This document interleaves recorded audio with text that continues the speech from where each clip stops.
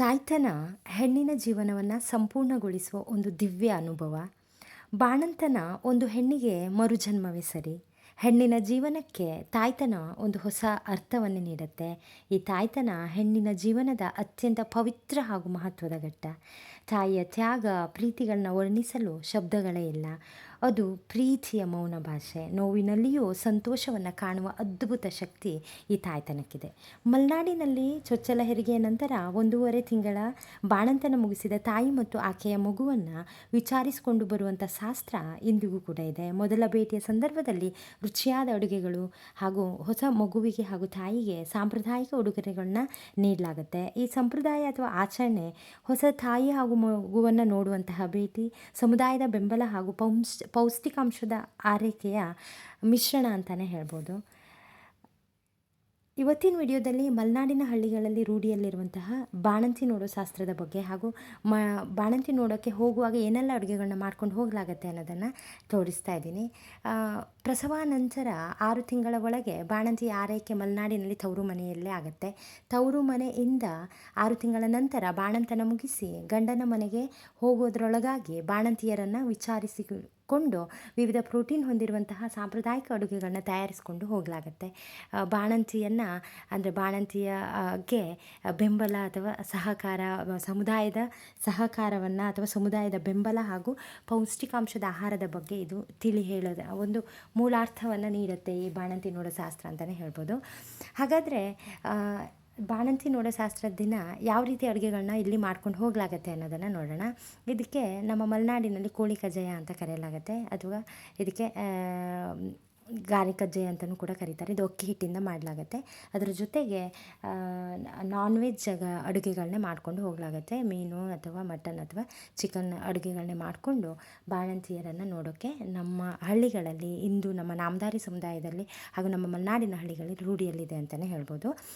ಹಾಗಾದರೆ ನಾವು ಇವತ್ತು ಇಲ್ಲಿ ಮಟನ್ ಸಾಂಬಾರನ್ನು ಮಾಡ್ತಾಯಿದ್ದೀನಿ. ಹಾಗಾದರೆ ಮಟನ್ ಸಾಂಬಾರು ಮಾಡೋಕ್ಕೆ ಯಾವ ರೀತಿ ಮಾಡಲಾಗತ್ತೆ ನಮ್ಮ ಹಳ್ಳಿಗಳಲ್ಲಿ ಅಂತ ನೋಡೋಣ. ಫಸ್ಟ್ ಇದಕ್ಕೆ ಈರುಳ್ಳಿ, ಟೊಮೆಟೊ, ಕೊತ್ತಂಬರಿ, ಶುಂಠಿ, ಬೆಳ್ಳುಳ್ಳಿ, ಗೋಡಂಬಿ, ಬಿಳಿ ಎಳ್ಳು ಹಾಗೂ ಕೊತ್ತಂಬರಿ ಕಾಳು ಹಾಗೂ ಇವುಗಳನ್ನೆಲ್ಲ ತೊಗೊಂಡಿದ್ದೀನಿ. ಅದೇ ರೀತಿ 2 kg ಮಟನ್ ಅಷ್ಟು ತೊಗೊಂಡಿದ್ದೀನಿ. ಮೊದಲು ಹೇಗೆ ಮಾಡೋದು ಅಂತ ನೋಡೋಣ. ಒಂದು ಮಿಕ್ಸಿ ಜಾರಿಗೆ ಈ ಬೆಳ್ಳುಳ್ಳಿ, ಶುಂಠಿ ಹಾಗೂ ಕೊತ್ತಂಬರಿ ಸೊಪ್ಪು, ಪುದೀನ ಹಾಗೂ ಹಸಿಮೆಣಸುಗಳನ್ನ ಹಾಕ್ಕೊಂಡು ತರಿಯಾಗಿ ರುಬ್ಕೊಳ್ಬೇಕಾಗತ್ತೆ. ಅಂದರೆ ತುಂಬ ನೀರು ಹಾಕಬಾರ್ದು. ಇದಕ್ಕೆ ತರಿಯಾಗಿ ಇದನ್ನು ರುಬ್ಕೊಂಡು ಇದರಲ್ಲಿ ಮಟನ್ ಬೇಯಿಸುವಾಗ ಇದನ್ನು ಹಾಕ್ಕೊಳ್ಳಾಗತ್ತೆ. ಈ ರೀತಿ ಮಾಡೋದ್ರಿಂದ ಮಟನ್ ಸಾಂಬಾರು ತುಂಬ ಚೆನ್ನಾಗಿ ಬರುತ್ತೆ. ಇದು ಸಾಂಬಾರು ತೀರ ತೆಳುನೂ ಇರೋದಿಲ್ಲ, ತೀರ ದಪ್ಪನೂ ಇರೋದಿಲ್ಲ. ಈ ರೀತಿ ತರಿಯಾಗಿ ರುಬ್ಕೊಂಡಾದ ನಂತರ ರುಬ್ಕೊಂಡು ಸೈಡ್ ಇಟ್ಕೊಂಡು, ಅದೇ ರೀತಿ ಇನ್ನೊಂದು ಕಡೆ ನಾನಿಲ್ಲಿ ಕಜ್ಜಾಯನ ಮಾಡೋದು ಹೇಗೆ ಅಂತ ಹೇಳ್ತಿದ್ದೀನಿ. ಇದಕ್ಕೆ ಕುದೀತಾ ಇರುವಂತಹ ನೀರಿಗೆ ಕೊತ್ತಂಬರಿ ಸೊಪ್ಪು ಹಾಗೂ ಹಸಿಮೆಣಸು ಹಾಗೂ ಅರಿಶಿಣ ಹಾಗೂ ಉಪ್ಪು, ಈರುಳ್ಳಿಗಳನ್ನು ಹಾಕ್ಕೊಂಡು ಈ ರೀತಿ ಕುದಿಸ್ಕೋಬೇಕಾಗತ್ತೆ. ಇಲ್ಲಿ 4 ಲೋಟ ಹಿಟ್ಟಿಗೆ 8 ಲೋಟ ನೀರನ್ನು ತೊಗೊಂಡಿದ್ದೀನಿ. ಅದೇ ರೀತಿ ಕಾಯಿ ತುರಿಯನ್ನು ತೊಗೊಂಡಿದ್ದೀನಿ. ಆಮೇಲೆ ಮಟನನ್ನು ಬೇಯಿಸ್ಕೊಳ್ಳೋಣ. ಮಟನ್ ಬೇಯಿಸ್ಕೊಳ್ಳೋ ಮೊದಲು ನಾನಿಲ್ಲಿ ಒಂದು ಕುಕ್ಕರನ್ನು ತೊಗೊಂಡಿದ್ದೀನಿ. ಕುಕ್ಕರ್ಗೆ ಸ್ವಲ್ಪ ಎಣ್ಣೆಯನ್ನು ಹಾಕ್ಕೊಳ್ತೀನಿ. ಎಣ್ಣೆ ಕಾದ ನಂತರ ಹೆಚ್ಚಿಟ್ಟಿರುವಂತಹ ಈರುಳ್ಳಿಯನ್ನು ನಾನಿಲ್ಲಿ 2 ಈರುಳ್ಳಿಗಳನ್ನ ತೊಗೊಂಡಿದ್ದೀನಿ. ಈರುಳ್ಳಿಯನ್ನು ಹಾಕಿ ಅದನ್ನು ಫ್ರೈ ಮಾಡ್ಕೊಳ್ಳೋಣ. ನೀಟಾಗಿ ಇದು ಬ್ರೌನ್ ಕಲರ್ ಬರೋವರೆಗೂ ಇದನ್ನು ಫ್ರೈ ಮಾಡ್ಕೋಬೇಕು. ಈರುಳ್ಳಿ ಇಲ್ಲಿ ಬೆಂದಾಗಲೇ ಟೇಸ್ಟ್ ಚೆನ್ನಾಗಿ ಬರುತ್ತೆ. ಈ ರೀತಿ ಈರುಳ್ಳಿ ಫ್ರೈ ಆದ ನಂತರ ಇದಕ್ಕೆ ತರಿಯಾಗಿ ರುಬ್ಕೊಂಡಿರುವಂತಹ ಈ ಮಸಾಲ ಪೇಸ್ಟ್ಗಳನ್ನ ಹಾಕೊಳ್ಳೋಣ. ಅಂದರೆ ಇದರಲ್ಲಿ ಕೊತ್ತಂಬರಿ ಸೊಪ್ಪು, ಪುದೀನ, ಹಸಿಮೆಣಸಿನಕಾಯಿ ಮತ್ತು ಶುಂಠಿ, ಬೆಳ್ಳುಳ್ಳಿ ಇದೆ. ಇದನ್ನು ತರಿಯಾಗಿ ರುಬ್ಕೊಳ್ಬೇಕಾಗತ್ತೆ, ಮಿಕ್ಸಿ ಮಾಡ್ಕೊಳ್ಬೇಕಾಗತ್ತೆ. ಇದಕ್ಕೆ ಯಾವುದೇ ನೀರನ್ನು ಹಾಕೋ ಹಾಗಿಲ್ಲ. ಇದು ಹಸಿ ವಾಸನೆ ಹೋಗೋವರೆಗೂ ಇದನ್ನು ಫ್ರೈ ಮಾಡ್ಕೊಳ್ಬೇಕು. ಇದನ್ನು ನೀಟಾಗಿ ಇದು ಫ್ರೈ ಆದ ನಂತರ ಇದಕ್ಕೆ ಮಟನನ್ನು ಹಾಕ್ಕೊಳ್ಬೇಕಾಗತ್ತೆ. ಈಗ ಮಟನನ್ನು ಸೇರಿಸ್ಕೊಳ್ಳೋಣ. ಈ ರೀತಿ ನಾವು ಎಷ್ಟು ತೊಗೊಂಡಿರ್ತೀವೋ ಅಷ್ಟು ಮಟನನ್ನು ಹಾಕ್ಕೊಂಡು ಇದಕ್ಕೆ ಫ್ರೈ ಮಾಡ್ಕೊಳ್ಬೇಕು. ಇದು ಎಣ್ಣೆ ಮತ್ತು ಈ ಇಲ್ಲಿರುವಂತಹ ಹಸಿ ಪೇಸ್ಟು ಇದೆಲ್ಲದೂ ಕೂಡ ಇದಕ್ಕೆ ಆಗಬೇಕು. ಆಮೇಲೆ ರುಚಿಗೆ ತಕ್ಕಷ್ಟು ಉಪ್ಪು ಮತ್ತು ಅರಿಶಿಣ ಪುಡಿಯನ್ನು ಹಾಕ್ಕೊಂಡು ಈ ರೀತಿ ಇದನ್ನು ಬಾಡಿಸ್ಕೊಳ್ಬೇಕಾಗತ್ತೆ. ಸ್ವಲ್ಪ ಇದು ಬಾಡಿಸ್ಕೊಂಡಾದ ನಂತರ ನಾವು ಇದಕ್ಕೆ ಸ್ವಲ್ಪ ನೀರನ್ನಾದರೂ ಸ್ವಲ್ಪ ನೀರನ್ನು ಅಂದರೆ ಇದು ನೀರು ಬಿಡುತ್ತೆ. ಆಮೇಲೆ ಇದಕ್ಕೆ ಸ್ವಲ್ಪ ನೀರನ್ನು ಸೇರಿಸ್ಕೊಂಡು ಈ ರೀತಿ ನಾವು ಮುಚ್ಚಳವನ್ನು ಮುಚ್ಚಿ ಒಂದು 8ರಿಂದ 9 ವಿಸಲ್ ಆಗೋವರೆಗೂ ಇದನ್ನು ಬೇಯಿಸ್ಕೊಳ್ಬೇಕಾಯಿತು. ಈ ವಿಧಾನದಲ್ಲಿ ನಾವು ಮಟನ್ ಮಾಡೋದ್ರಿಂದ ಮಟನ್ ಸಾಂಬಾರು ತುಂಬ ಟೇಸ್ಟಿಯಾಗಿ ಬರುತ್ತೆ. ಮಟನ್ ಕೂಡ ತುಂಬ ಚೆನ್ನಾಗಿ ಬೇಯುತ್ತೆ. ಇದನ್ನು 8ರಿಂದ 9 ವಿಸಿಲ್ ಆಗೋವರೆಗೂ ಇದನ್ನು ಬಿಡೋಣ. ಅದೇ ರೀತಿ ನಾವು ಈ ರೀತಿ ಇಲ್ಲಿ ನೀರನ್ನು ಕುದಿಸ್ಕೊಳ್ಳೋಕ್ಕೆ ಇಟ್ಕೊಂಡಿದ್ವಿ ಕಜ್ಜಾಯ ಮಾಡೋದಕ್ಕೆ. ಈ ರೀತಿ ನಮ್ಮ ಮಲೆನಾಡಿನಲ್ಲಿ ಒಂದು ಅಳತೆಯನ್ನೇ ತೊಗೊಳ್ತಾರೆ ಅಕ್ಕಿ ಹಿಟ್ಟನ್ನು. ಇದಕ್ಕೆ ಬೇಕಾದರೆ ಸ್ವಲ್ಪ ಅನ್ನ ಹಾಕ್ಕೊಳ್ಬೋದು. ಅನ್ನನೂ ಸ್ವಲ್ಪ ಹಾಕ್ಕೊಂಡು ಈ ರೀತಿ ಅಕ್ಕಿ ಹಿಟ್ಟನ್ನು ಹಾಕ್ಕೊಂಡು ಬಿಡಬೇಕಾಗತ್ತೆ. ಇನ್ನೊಂದು ಕಡೆ ನಾನಿಲ್ಲಿ ಮಸಾಲೆಗಳನ್ನು ಮಾಡ್ಕೊಳ್ಳೋಕ್ಕೆ ರೆಡಿ ಮಾಡ್ಕೊಳ್ತಾ ಇದ್ದೀನಿ. ಈ ರೀತಿ ಹಿಟ್ಟನ್ನು ಹಾಕಿದ ನಂತರ ಇದನ್ನು ತಿರುವಾಡ್ಕೊಳ್ಬೇಕಾಗತ್ತೆ. ಈ ಕಜ್ಜಾಯ ಮಾಡೋದು ಹೇಗೆ ಅನ್ನೋದು ಒಂದು ವಿಡಿಯೋ ಇದೆ, ಬೇಕಾದರೆ ನೋಡ್ಬೋದು. ಅದರಲ್ಲಿ ನಾವು ಹೊಸಕರೆ ಕಜ್ಜಾಯನೇ, ಅದನ್ನು ಇಲ್ಲಿ ಸ್ವಲ್ಪ ಶೇಪ್ ಚೇಂಜ್ ಮಾಡಿದರೆ ಆಯಿತು.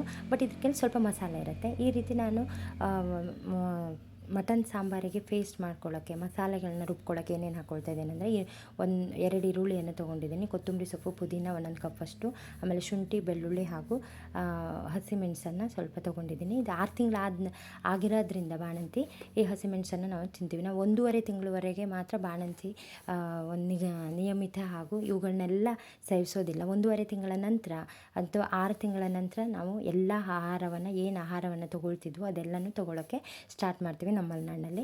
ಅದೇ ರೀತಿ ಇದಿಷ್ಟು ಫ್ರೈ ಆದಮೇಲೆ ಇದಕ್ಕೆ 2 ಟೊಮೆಟೊಗಳನ್ನ ಹಾಕ್ಕೊಳ್ತಾ ಇದ್ದೀನಿ. 2ರಿಂದ 3 ಹಾಕ್ಕೊಂಡ್ಡಿಲ್ಲ. ನಾನಿಲ್ಲಿ 2-2.5 ಟೊಮೆಟೊನ ತೊಗೊಂಡಿದ್ದೀನಿ. ಇದು ನೀಟಾಗಿ ಹಸಿ ಇದು ಹೋಗೋವರೆಗೂ ಕೂಡ ಇದನ್ನು ಹುರ್ಕೊಳ್ಬೇಕಾಗತ್ತೆ.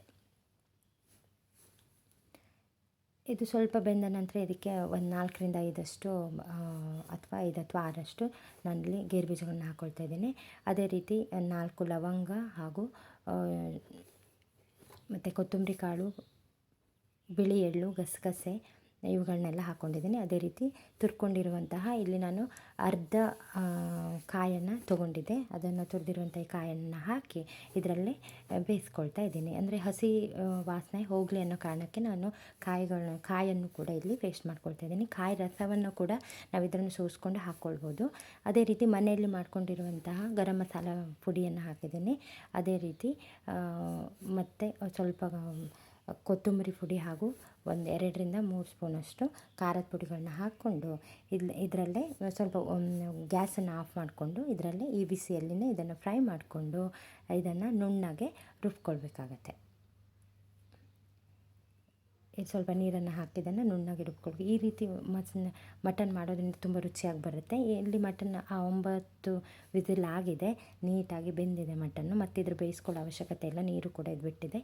ಇದೆಲ್ಲ ನೀಟಾಗಿ ಬೆಂದವಾಗ ಸ್ವಲ್ಪ ಗ್ಯಾಸನ್ನು ಆನ್ ಮಾಡಿಕೊಂಡು ಕಡಿಮೆ ಉರಿಯಲ್ಲಿ ಇದನ್ನು ಬೇಯಿಸ್ತಾ ಇದಕ್ಕೆ ರುಬ್ಕೊಂಡಿರುವಂತಹ ಮಸಾಲ ಪೇಸ್ಟ್ಗಳನ್ನ ಹಾಕ್ಕೊಳ್ಳೋಣ. ಮಸಾಲೆ ಪೇಸ್ಟ್ಗಳನ್ನ ಹಾಕಿ ಸ್ವಲ್ಪ ಕೊತ್ತಂಬರಿ ಸೊಪ್ಪು ಹಾಗೂ ರುಚಿಗೆ ತಕ್ಕಷ್ಟು ಉಪ್ಪನ್ನು ನೋಡಿಕೊಂಡು ಹಾಕಿ ಮತ್ತೆ ಇಲ್ಲಿ ವಿಸಲನ್ನು ಮುಚ್ಚಿ 1 ವಿಸಲಷ್ಟು ಬೇಯಿಸ್ಕೊಂಡ್ರೆ ಆಯಿತು.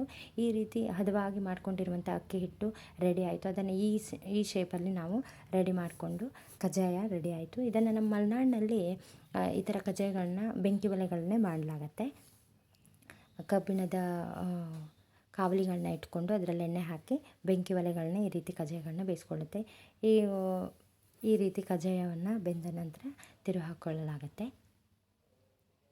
ಈ ಹೊಸಕರೆ ಕಜ್ಜಾಯ ಮಾಡೋದು ಹೇಗೆ ಅಂತ ನನ್ನ ಶಾರ್ಟ್ಸ್ ವಿಡಿಯೋದಲ್ಲಿದೆ. ಬಟ್ ಅದರಲ್ಲಿ ನಾವು ಬಳೆ ಥರ ಶೇಪ್ ಮಾಡ್ಕೊಂಡಿರ್ತೀವಿ. ಇದರಲ್ಲಿ ಈ ರೀತಿ ವಡೆ ಕಜ್ಜಾಯ ಥರ ಶೇಪನ್ನು ಅಥವಾ ವಡ ಥರ ಶೇಪನ್ನು ಮಾಡ್ಕೊಂಡಿರ್ತೀವಿ. ಇದು ಮಸಾಲೆ ಸೇರಿಸಿರ್ತೀವಿ ಇದರಲ್ಲಿ, ಅದಕ್ಕೆ ತುಂಬ ರುಚಿಯಾಗಿರುತ್ತೆ. ಇಲ್ಲಿ ಹಸಿಮೆಣಸು, ಕೊತ್ತಂಬರಿ ಸೊಪ್ಪು, ಆಮೇಲೆ ಸ್ವಲ್ಪ ಖಾರದ ಪುಡಿ ಇದೆಲ್ಲ ಸೇರಿಸ್ಕೊಂಡಿರ್ತೀವಿ.